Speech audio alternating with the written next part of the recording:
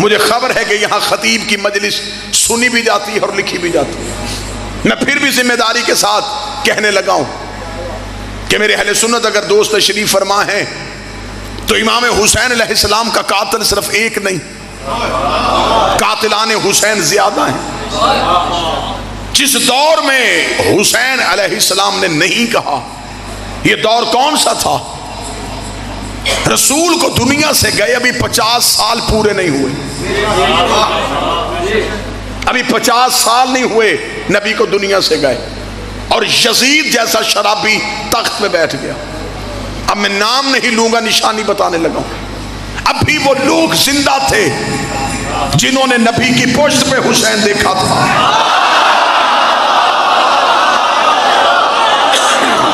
मेरा ख्याल है कि अब मुझे नाम लेने की जरूरत नहीं। अभी वो लोग जिंदा थे जिन्होंने ईद वाले दिन नबी के कांधों पे हुसैन देखा। अभी वो लोग जिंदा थे जिन्होंने नबी की जुबान से हुसैन और मिन्नी वाली हदीस सुनी थी। जब वो लोग जिंदा थे तो उन्होंने हुसैन का साथ क्यों नहीं दिया? अगर आज मौलवी कहे दिया था, मुझे 72 में दिखा।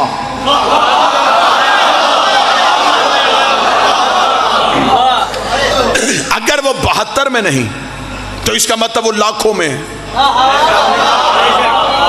तो इसका मतलब उन्होंने बैत कर ली थी, वोट दे दिया था यजीद को। आज सिर्फ यजीद क्योंकि बद किरदार था, आज मौलवी ने सारा ही गुनाह उसके खाते में डाल दिया कि चले लानत तो होनी है, इस अकेले पे हो। अकेले से कत्ले हुसैन का एतराफ करवाया गया, यजीद अकेला मुलव्वस नहीं। मेरा ख्याल है इससे बेहतर जुमला है कि बिला वो मैं इस्तेमाल नहीं कर सकता जो इस्तेलाह मैं अब इस्तेमाल करने लगा हूं। यजीद आजाद उम्मीदवार नहीं था, पार्टी के टिकट पे था।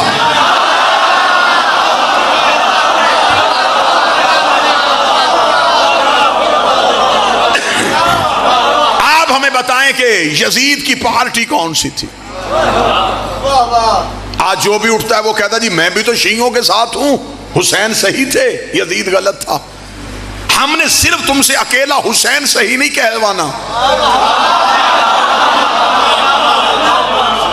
मजबूरी बन गई है ना कि अब अगर हुसैन का साथ नहीं देंगे तो फिर यजीद को मानना पड़ेगा।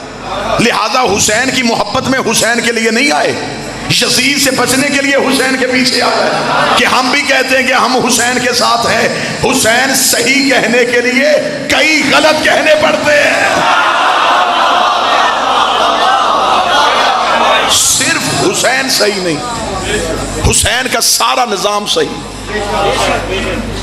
और सिर्फ यजीद गलत नहीं, यजीद का सारा निजाम गलत। उस दौर के मुसलमानों ने हुसैन का साथ क्यों नहीं दिया? यह भी नहीं हुआ कि इमाम हुसैन अचानक कत्ल हो गए हो। 26 रजब को इनकार बैत, 28 रजब को मदीना से रवानगी। चल 26 को हुसैन का साथ नहीं दिया, 28 को हुसैन के साथ मदीना छोड़ देते। मदीना नहीं छोड़ा, 6 माह हुसैन मक्का में बैठे रहे। मुसलमान हुसैन के पीछे मक्का क्यों नहीं आए? आप अगर कहें कि उन्हें खबर ही नहीं थी कि हुसैन मक्का में बैठे हैं, तो मेरे मौला ने तो हिकमत अमली ऐसी तरतीब दी थी। हुसैन ने तो ऐन हज के मौके पे मक्का छोड़ा।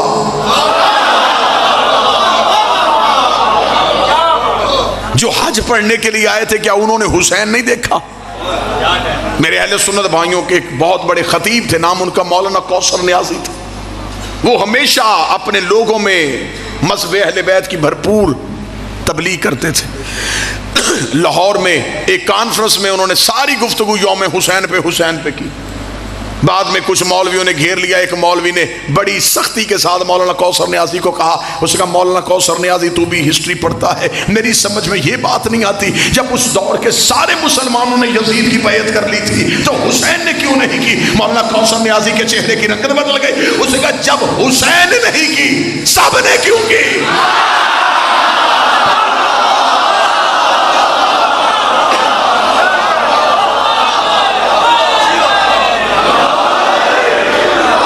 जब इमाम हुसैन ने बैत नहीं की सब ने क्यों नहीं? उस दौर के मुसलमानों ने हुसैन का साथ क्यों नहीं दिया? ये हमारी मजलिसें, ये हमारे जुलूस उस एहतजाज पे हैं। इससे बेहतर मेरा ख्याल है कत्ल हुसैन पे इंक्वायरी का मैं जुमला नहीं पढ़ सकता जो मैं पढ़ने लगा हूं। इमाम हुसैन अलैहिस्सलाम के लड़ने का अंदाज हर इमाम से निराला था। यही वजह है कि करबला ने पूरा इस्लाम जिंदा कर दिया। कैसे जिंदा किया? इमाम हुसैन अलैहिस्सलाम से पहले 4 कत्ल सैयदों के मदीने में हुए थे। मैं फजाइल पढ़ रहा हूं और चारों के कातिल छुप गए थे। आज तक 4 कत्ल अभी तक जाहिर नहीं हुए, अंधे कत्ल हो गए। रसूल हुजरे में जहर मिली, आज तक कातिल का किसी को नहीं पता। आप मुझे बताएं, किसी ने पढ़ा कत्ल रसूल? कातिल छुप गया। आबादी थी मदीना, मुसलमानों का भरा हुआ शहर था, कातिल छुप गया। बतूल का कत्ल घर में हुआ, मैं फजाइल पढ़ रहा हूं। कातिल छुप गया, किसी को नहीं पता कौन लोग आए थे, किन्होंने दरवाजा जलाया था, कातिल छुप गया।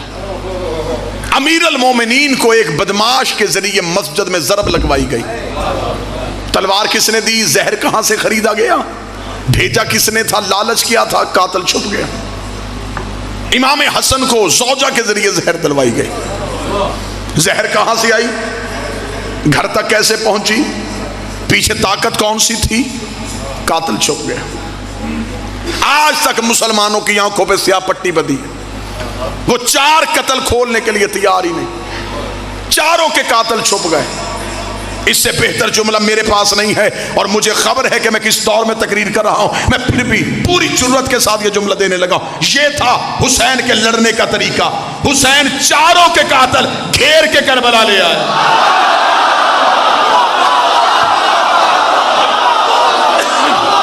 अब बोलो जो हुसैन पे बोल सकते हो।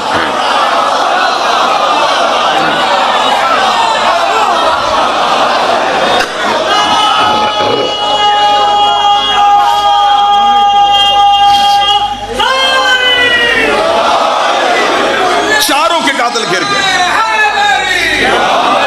हुसैन करबला ले आए। ये सिर्फ हुसैन के कातिल नहीं थे, इनमें 4 हस्तियों के कातिल मौजूद थे। और क्या कहने हुसैन तेरे लड़ने के अंदाज के। हुसैन ने जंग किसी भी शहर में नहीं की। हुसैन ने हथेली जैसा सहरा खरीदा, अपने पैसों से खरीदा, जिसमें ना कोई बूटी, ना कोई झाड़ी, ना कोई घास, ना कोई दरख्त। हुसैन ने एक भी कातिल झाड़ी के पीछे भी छुपने नहीं दिया।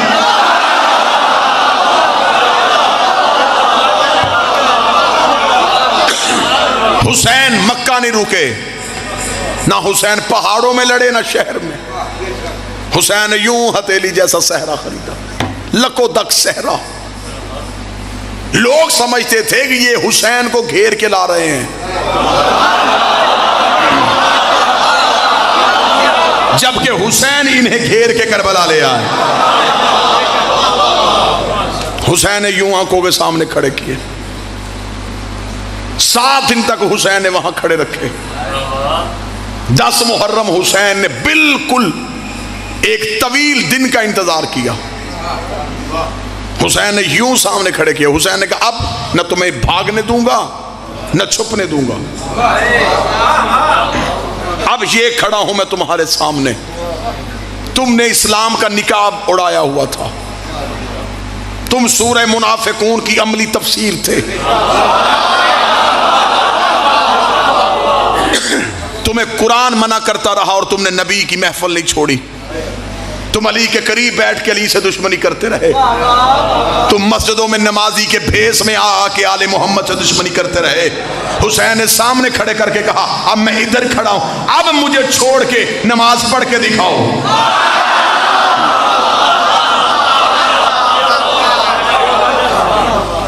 9 लाख में अजान भी थी, नमाज भी थी, ला इलाहा इल्लल्लाह मुहम्मद रसूलुल्लाह का इकरार भी था, लेकिन हुसैन नहीं थे। आज कोई भी उन 9 लाख का इस्लाम मानने को तैयार ही नहीं। इधर 72 में भूख प्यास, लेकिन क्या कहने, अगर उधर दुश्मन से इंतकाम भी निराला लिया है तो अपनों को नवाजा भी बड़े निराले तरीके से है। हुसैन ने दुश्मन भी बड़े तरीके से मारा है और अपनों को अजीम भी बड़े तरीके से किया है। जो हुसैन के पीछे आए थे, कोई किसी कबीले का था, कोई किसी कबीले का था, कोई किसी कबीले का था, कोई सरदार था, कोई गुलाम था, कोई बूढ़ा था, कोई जवान था, लेकिन हुसैन के इंदाज का हुसैन ने उनको कैसे नवाजा। हुसैन ने कहा मेरे नाना के पास जितने बैठे थे वो सारे रजी अल्लाह बने थे। हुसैन ने अपने साथियों में से एक भी रजी अल्लाह नहीं किया। और भी अलैहिस्सलाम, सुहैर भी अलैहिस्सलाम, सुहैल भी।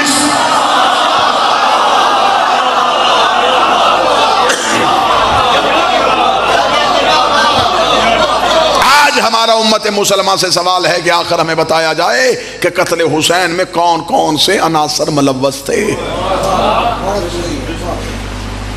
आप ये ना समझे कि शियों का इमाम है, आपके नबी का बेटा भी तो है ना,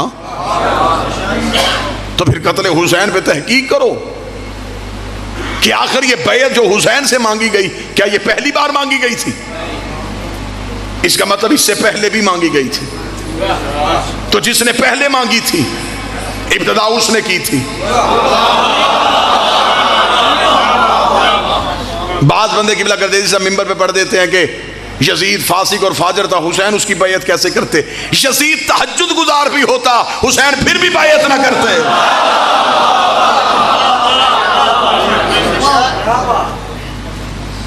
किसी भी जगह पे कोई कत्ल हो, सबसे पहले बंदे पूछते हैं इनकी दुश्मनी क्या थी। ऐसा ही है, कहीं भी आपको पता चले किसी जगह पे कत्ल हो गया, पहला सवाल करेंगे दुश्मनी क्या था, जाती रंजश थी या खानदानी दुश्मनी थी। मेरा सुन्नी भाई कत्ले हुसैन पे यही सोच ले कि जाती रंजश थी या खानदानी दुश्मनी थी। जब तू किताब खोलेगा तो फिर तुझे तारीख बताएगी। ये जाती रंजश नहीं थी, यजीद के बाप की हुसैन के बाप से लड़ाई हुई थी। इसका मतलब है कत्ले हुसैन की जड़ तो पीछे जा रही है। यजीद के बाप ने लड़ाई की है हुसैन के बाप से। मुअर्रिख ने आंखें बंद कर ली, उसे कहा दोनों तरफ बड़े लोग थे, मैं फैसला नहीं कर सकता, खिताए इज्तिहादी का लफ्ज इस्तेमाल कर सकता हूं लेकिन ये नहीं बता सकता कि गलत कौन था। और उसने नबी की हदीस की नस भी छोड़ दी कि हक अली के साथ है। और किबला तशरीफ फरमाए, नबी ने सिर्फ इतनी हदीस नहीं कही थी कि हक अली के साथ, अली हक के साथ है, साथ नबी ने दुआ भी की थी, मेरे अल्लाह हक को उधर मोड़ जिधर अली मुड़ जाए, हक को उधर फेर जिधर अली फिर जाए। ये नहीं कहा था कि अली को उधर फेर जिधर हक मिल जाए। अब ये नहीं देखना हक कहां है, पहले ये देखना है अली कहां।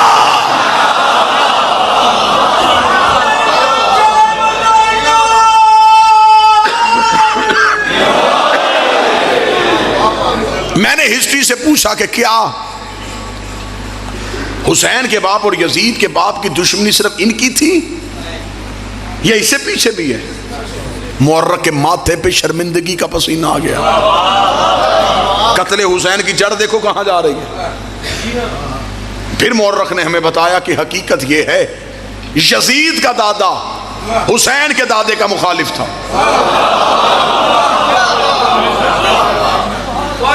मैंने कहा मैं हिस्ट्री का तालिब इल्म हूं, मैंने अपनी कौम के सामने खताबत करनी होती है, मुझे इस कत्ल की कोई वजह बताओ। कहीं ना कहीं तो कोई वजह होगी। अगर यजीद के बाप की हुसैन के बाप के साथ दुश्मनी थी, यजीद के दादा की हुसैन के दादा के साथ दुश्मनी थी, कोई ना कोई दुश्मनी की वजह, कोई जागीर, कोई जायदाद, कोई हुकूमत। आखिर यजीद का दादा हुसैन के दादा से क्या चाहता था? इतना कहना था यह तरीक का कलेजे पे हाथ आ गया। उसे कहा असल वजह यह थी यजीद का दादा मोहम्मद को कत्ल करना चाहता था, हुसैन का दादा नबी को बचाना चाहता था। इसका मतलब है कि कत्ल हुसैन की तहकीक करते करते जब हम पहुंचे तो दादाओं में दुश्मनी थी मोहम्मद और रसूलुल्लाह की वजह से। दोनों के बाप में दुश्मनी थी अली और वलीउल्लाह की वजह से।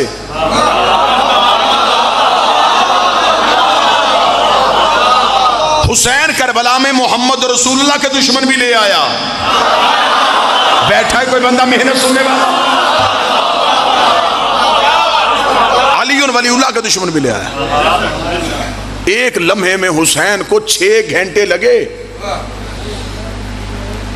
70 साल के मुनाफिक को इस्लाम से बाहर निकालने के लिए।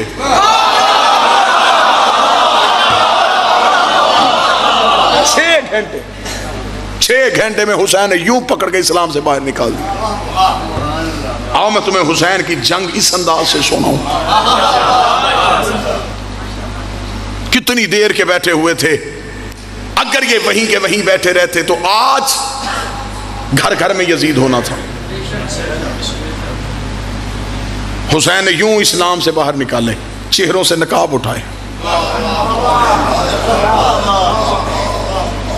आज मौलवी कहता वो 9 लाख कलमा पढ़ते थे लेकिन मुसलमान नहीं थे। यही तो हम आज तक कह रहे हैं कि हर कलमा पढ़ने वाला मुसलमान नहीं था।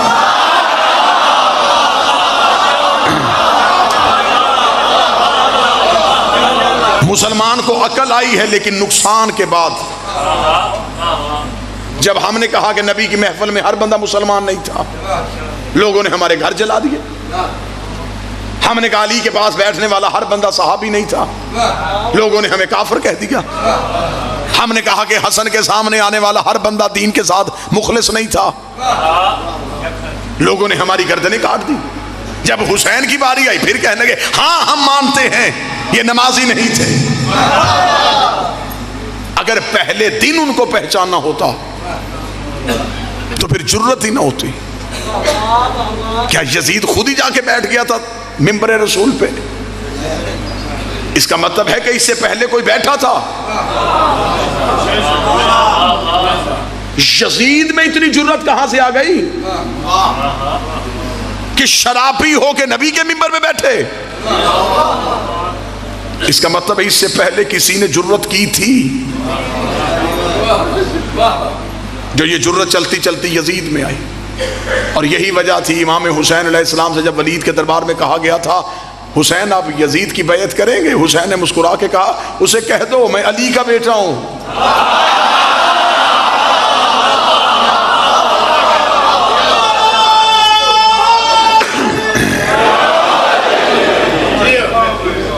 आज मुसलमान दहशतगर्द है।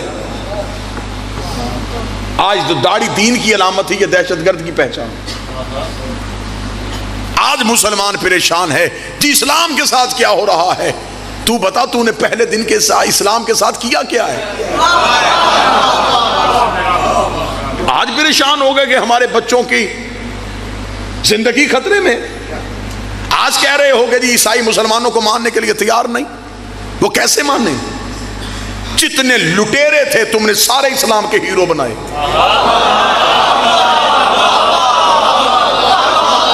इतना बुग़्ज़,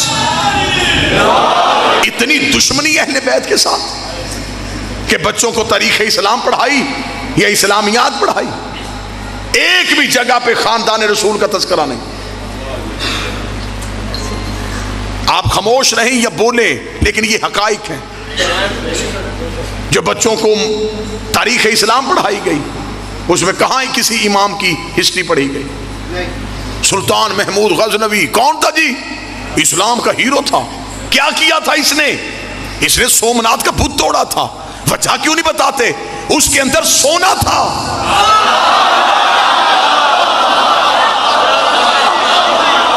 बुत शिकन होता तो पहले शहर के तोड़ के आता।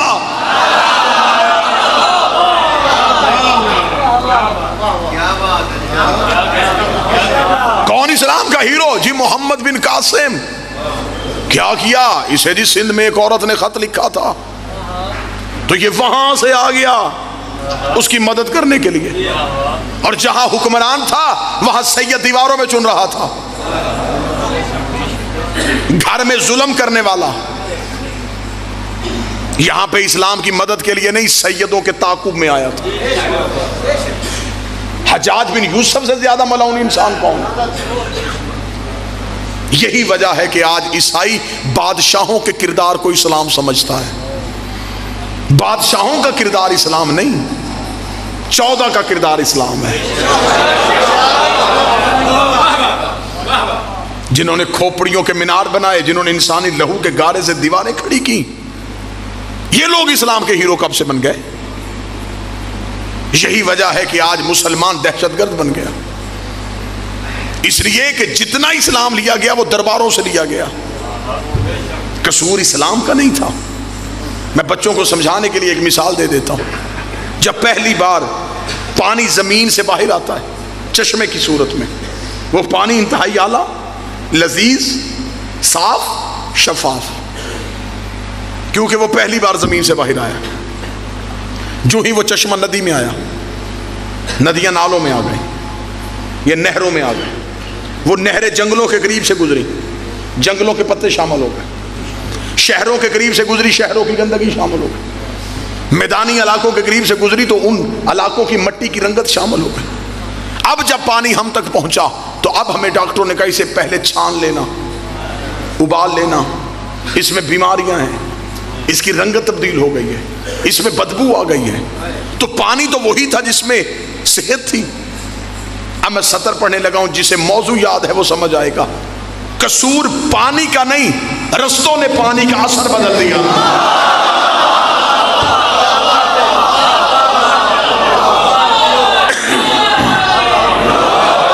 जहां जहां से पानी गुजरता गया, रस्तों ने पानी का असर बदल दिया। जिसे मिसाल समझ में नहीं आई, मैं बात खोल देता हूं। जब इस्लाम मक्का की चोटी से आया, इस्लाम में हया भी, इस्लाम में वफा भी, इस्लाम में इंसानियत भी, इस्लाम में मजहब का एहतराम भी। लेकिन जब ये इस्लाम बादशाहों के दरबारों में आया, इसमें झूठे रावी आ गए, इसमें गंदे मुहद्दिस आ गए, इसमें गलत किरदार वाले बादशाह आ गए। इस्लाम मक्के की वजह से परेशान नहीं हुआ, दरबारों की वजह से परेशान।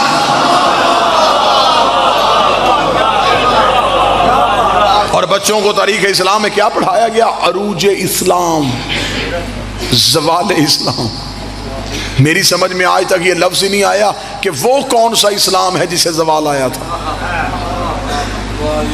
पढ़े लिखे अहबाब तशरीफ फरमा है, सारी दुनिया भी अल्लाह को छोड़ दे, अल्लाह की ज़ात को कोई फर्क पड़ता? बंदे इस्लाम ना लेके आते तो इस्लाम को ज़वाल किस चीज़ का था? जब इस्लाम को ज़वाल है ही नहीं तो फिर मोर्रख ने क्यों लिखा ज़वाल इस्लाम? मैं वजह पढ़ देता हूं। बादशाह जंग जीत के आया, इन्होंने अरूज इस्लाम लिख दिया।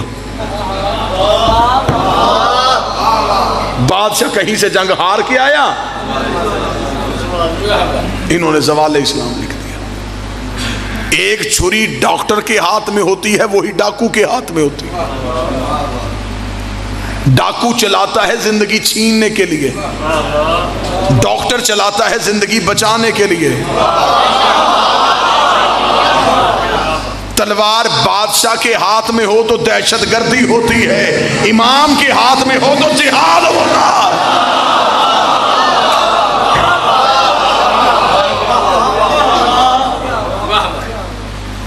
हमें फख्र है कि हम हैं इमामत के दरवाजे पे बैठे हुए। हमने दीन गदीर से लिया है, हम मुतमईन हैं। हमें इमाम हुसैन अलैहिस्सलाम की उस कुर्बानी ने ऐसा जिंदा कर दिया है, हम बड़े से बड़े बादशाह के सामने भी नहीं डरेंगे, इसलिए कि ये पैगाम में इंसानियत हमें हुसैन ने दे दिया। क्या कहने मेरे बादशाह तेरी करीमी के, खरीदी हुई जमीन, करबला की जमीन इमाम हुसैन ने खुद खरीदी, खरीद के अपने हर एक नौकर के नाम कर दी।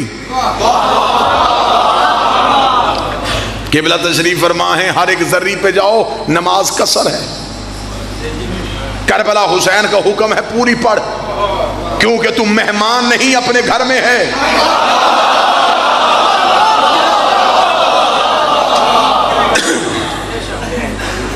अभी आ रहे हैं लोग अरबैन से वापस, सरों पे कुरान रख के पूछना कितनी बड़ी करीमी हुसैन की जिंदा देख के आए हैं।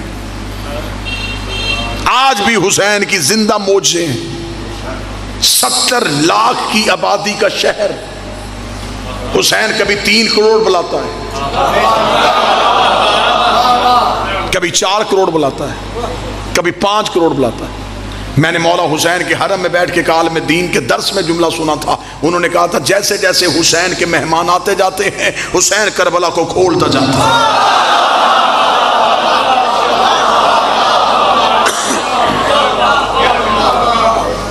खुदा ने अपने घर में सिर्फ अमीर बुलाए। अल्लाह के घर जाने के लिए मुस्तती होना जरूरी है। साहब इस्तात हो तो आना, मकरूज हो ना आना, बेटी ब्याहने वाली है ना आना, मजदूर हो ना आना। अमीर खुश खुश मक्के की तरफ चल पड़े, गरीब सहम गया कि अब मैं कहाँ जाऊंगा। हुसैन के करम ने अंगड़ाई ली। हुसैन ने कहा तू गरीब है, कर्जा लेके करबला वापस हुसैन करेगा, तू कर्जा उठा। बस एक करीमी सुनाओ और सलाम करो। आज तो फिर भी आसानियां हैं, क्या क्या जुल्म नहीं हुआ रोज़ा हुसैन गिराने के लिए। दजला का पानी छोड़ा गया, इमाम हुसैन की कब्र पे हल चलाए गए, किसी तरीके से हुसैन की जियारत खत्म हो जाए। जियारत खत्म नहीं हुई। अब्बासियों का बादशाह आ गया, मलाउन का नाम मतवक्कल था। इसने आते ही कहा, इसने कहा मेरा एक ही एजेंडा है हुकूमत करने का, मैंने अपने दौरे हुकूमत में हुसैन की जियारत बंद करवानी। इसने अपने दौरे हुकूमत में पहला हुक्मनामा नाफज किया। इसने कहा जो करबला हुसैन की जियारत के लिए जाएगा, इतना टैक्स लगा दो, इतनी महंगी कर दो करबला की जियारत कि कोई जा ही ना सके। इसने कानून बना दिया, कानून नाफज हो गया, जो करबला जाएगा वो टैक्स देगा। अगले दिन अब्बासी बादशाह के आंखें फटी की फटी रह गई कि इसके शहर की सबसे गरीब औरत सबसे पहले आ गई।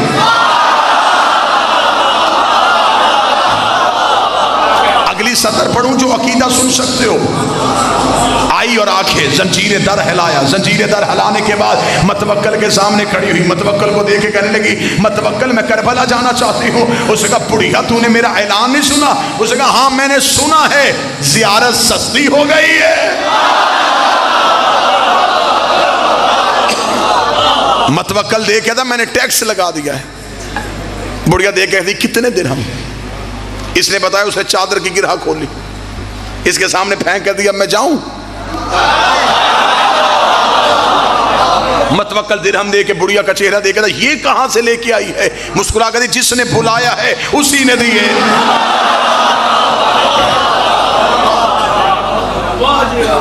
मतवक्कल ने कहा मैं कानून बदल देता हूं। हुसैन ने करम बदला, मैं कानून बदलता हूं।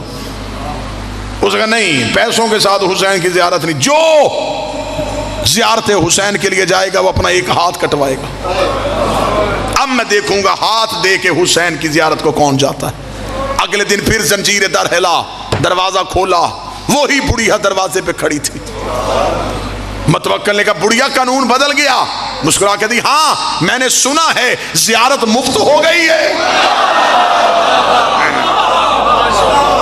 उसने कहा पैसे नहीं लिए जाते या बाजू कटवाए जाते हैं। इतना कहना था, बुढ़िया ने अपना बाजू अपने सर पे रखा, रख के कहने लगी मैं ये बाजू देने के लिए आई हूँ। मतवक्कल ने देखा बुढ़िया फिर ये बाजू सर पे क्यों रखा है? मुस्कुरा के फरमाती अब ये हुसैन का हो गया है, और जो चीज़ हुसैन की हो जाए उसे हम ऊंचाई पे रखते हैं। इसने अच्छा बुढ़िया तू अपना इश्क आजमा, मैं अपना जुल्म आजमाता हूँ। इसने जला से कहा मेरी आंखों के सामने बुढ़िया का हाथ काट। बुढ़िया का एक हाथ कट गया, एक हाथ सीने पे रख के कहती अब मैं चली जाऊँ करबला।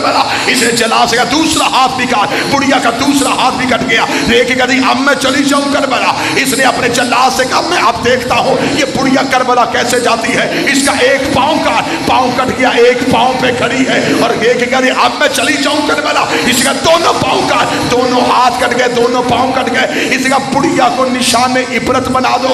इसे देख के कोई करबला जाने का सोचे भी ना। जख्मी हुसैन की आशिका को जब सिपाहियों ने उठा के दरबार से बाहर फेंकना चाहा, जमीन पे गिरने से पहले एक घोड़े सवार ने अपने हाथों में दिया, उसने अपने घोड़े पे बिठाया। बुढ़िया मतवक्कल को देखकर दी तेरा शुक्रिया, पहले चल के जाना था अब वो लेने आ गए।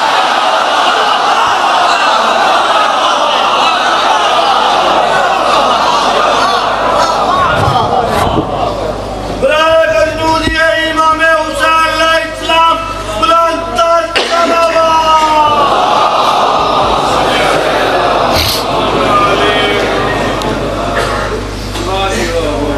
जिंदा रहो तो हुसैन की मोहब्बत में, ये मरने के बाद भी मरने नहीं देते। खबर होगी कब्र में जाके कि एक आंसू की कीमत क्या थी। हर नबी ने जन्नत महंगी की, हर नबी ने जन्नत महंगी की। किसी ने कहा 50 नमाजें पढ़ो, किसी ने कहा 3 माह के रोजे रखो, किसी ने कहा हफ्ते वाले दिन का शिकार बंद करो। हर एक नबी शर्तें बढ़ाता गया जन्नत के लिए। वहाद है करबला का करीम जिसने इतनी सस्ती की, इतनी सस्ती की, एक आंसू में बंद करते। और दुनिया का तजारत का असूल है, चीज खरीदो सस्ती, बेचो महंगी। ऐसा ही है, खरीदो सस्ती, बेचो महंगी। हुसैन ऐसा अजीम करीम है, इसने खरीदी महंगी, बेची सस्ती। ये जो खरीदी है ये हुसैन ने सस्ती खरीदी। जन्नत की कीमत हुसैन से देख रही है तो देख, इसने बेटे का जिगर दिया है, इसने जवान भाई के बाजू दिए, इसने यतीम भतीजे की लाश के टुकड़े उठाए, इसने भांजों की लाशें सहरा में छोड़ी। अगर कोई सैयद बैठा हो तो हाय वाजब समझ के करे, इसने बहन की चादर दी है, इसने बेटी के दुर दिए हैं। आज ये आहा, आज ये सिस्कियां, आज ये मातम किस लिए? जंग करबला में खत्म हो जाती तो शायद हम भी इतना ना रोते। लोग हमसे पूछते हैं शिया रोते क्यों, हमसे ये पूछा करो तुम मर क्यों नहीं गए? बदले अली के, अली की बेटियों से लिए गए। अली का बदला अली की बेटियों से। सादात और गैर सादात से माफी मांग के गुजर गया चेहलम। ऐसे लगता है जैसे कल चांद था और अब गरीब का चेहलम भी गुजर गया। अगले साल वो रोएगा जो रहेगा। कोई मखसूस मुसाहिब तो नहीं पढ़ना चाहिए, मेरे बात कोई पढ़ेगा है ना जी? ठीक, बस दर्द के 2 कुरान से 2 आयतें पढ़ूं और आपको सलाम करूं। सादा तो गैर सदा से माफी मांग के लोग कहते हैं हुसैन का मुहर्रम खत्म, ज़ैनब का मुहर्रम शुरू। ज़ैनब का मुहर्रम ही हुसैन का मुहर्रम था। जो ऊंट पे बैठी थी वो इतनी मुश्किल पे नहीं थी, जो नेज़े की नोक पे था वो बार बार आंखें बंद कर रहा था। अली की बेटी रो के कहती मैंने 70 कदम पे तेरा कत्ल देखा, तू बहन का चलना देख। सादात गैर सादात से माफी मांग के मैं जुमला पढ़ूंगा। किसी जाकर, किसी खतीब, किसी आलम में ये जुर्रत ही नहीं हुई कि वो पढ़े कि शाम के बाजार में क्या हुआ था। मुझे बादशाह हुसैन की इज्जत की कसम है, एक आध रवायत हम पढ़ दें तो लोग हमें गाड़ी तक छोड़ने जाते हुए मिन्नतें करते हैं, खुदा का वास्ता ऐसा मुसाहिब न पढ़ा करो। मुझे बादशाह हुसैन की कसम है, अगर बाजार शाम पढ़ दिया जाए तो मजमे से बंदे नहीं जनाजे उठे। अगर बता दिया जाए कि अली की बेटी कैसे गुजरी थी, मैं अगला जुमला पढ़ूंगा जहां सैयद बैठा वहां से हाय की आवाज आएगी। मैं एक इशारा कर देता हूं कि बाजार शाम कितना मुश्किल था। जवान मातमियों के लिए इशारा करने लगा, जिस सज्जाद ने अकबर की पर्ची बर्दाश्त कर ली थी, कुछ ना कुछ तो शाम में हुआ है ना जो उसका जिगर फट गया।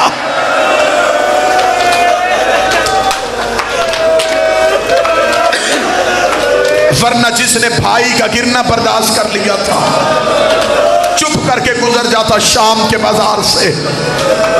कोई सैयद बैठा तो फिर मुझे जुमला माफ कर देना, मदीने आके के बंदे ने मौला सज्जाद से पूछा था, मौला शाम में सबसे ज्यादा तकलीफ कब हुई? सज्जाद की आंखों में लहू की बारिश शुरू हुई। रोकेगा मेरा जिगर उस वक्त फट गया था जब पिछले बदमाश रुक नहीं रहे थे और अगले रास्ता नहीं दे रहे। पीछे वाले बदमाश रुक नहीं रहे थे, अगले बदमाश रास्ता नहीं दे रहे थे। मौला सजाद कह दे ये वही वक्त था जब मेरी माँ जमीन पे बैठ गई, रो के कहती है सजाद अब मुझसे चला नहीं जा रहा।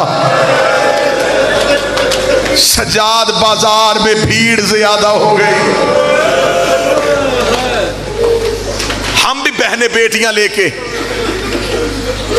खरीदारी के लिए रिश्तेदारों के घर जाने के लिए निकलते हैं। जिसके साथ पर्दादार हो, पर्देदार पीछे चलती है।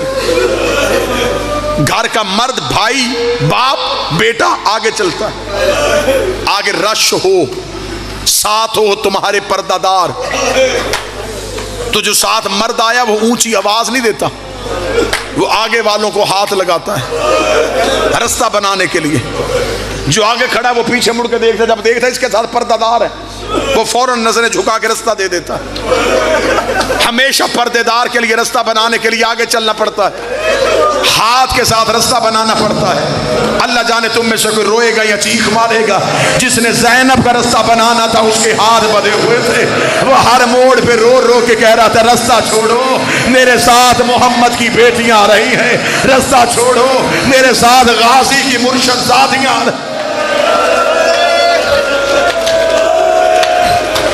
सर पे कुरान रख के मुझे बताओ दिया किसी ने रास्ता? मैं गैर सैयद हूं, मैं बाजार शाम नहीं पढ़ सकता। सिर्फ ज्यादा से ज्यादा 2 मिनट में एक रवायत पढ़ के सलाम करने लगा। लेकिन उस रवायत को सुनने से पहले हर सैयद भी माफ करे, हर जंजीर सन मातमी भी माफ करे। कैसे गुजरी अली की बेटी। बाजार शाम का एक ही मंजर पढ़ने लगा। किताबें कहती जब अली की बेटी का पहला कदम शाम के बाजार में आया, इस बेगैरत ने 3000 नाचने वाला मर्द बुलाया हुआ था, जिनके हाथों में शराब के जाम थे, जो अली की बेटी के ऊंट के सामने नाच रहे थे। जिस बंदे ने मातम ने किया वो मातम की तैयारी करे। मुझसे पूछो इसने नाचने वाले मर्द क्यों बुलाए हुए थे? इसने पहले नाचने वाली औरतों को बुलाया था।